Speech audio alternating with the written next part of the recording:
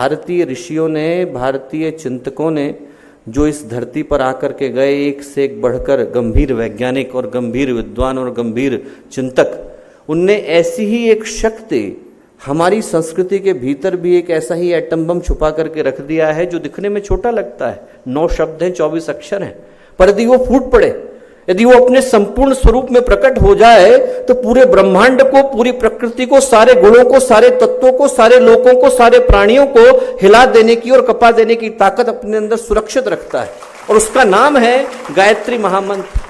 गायत्री महामंत्र के अंदर दोस्तों इतनी ताकत है कि इस सृष्टि को जन्म देने की, इस सृष्टि का संहार करने की, इस सृष्टि का आमूल चूल परिवर्तन करने की, उसका संवर्धन, उसका पोषण, उसका विवर्धन करने की ताकत अकेले गायत्री मंत्र के अंदर सुरक्षित है। पुराणों को आप लोग पढ़िए, पुराणों में क्या कहानी आती है? कहानी आती है कि जब सृष्टि की उत्पत्ति हुई तो ब्रह्मा जी को पुकारा गया, ब्रह्मा जी को पुकारा गया, और ब्रह्मा जी जब आए तो आकाशवाणी हुई कि आप तप करिए, और तप करने के लिए मंत्र कौन सा दिया गया?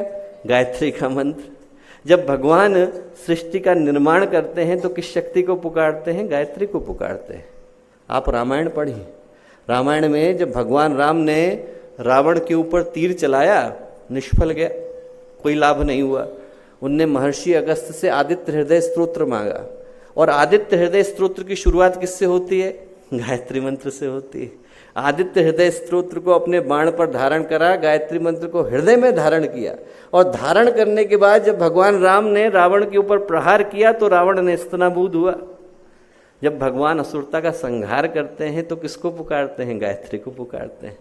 आदमी कॉमन सेंस लगा करके देखे, जरा सा सामान्य सी बुद्धि लगा करके देखे कि जब स्वयं भगवान सृष्टि का निर्माण कर रहे हैं तो किस शक्ति को पुकार रहे हैं? गायत्री को पुकार रहे हैं।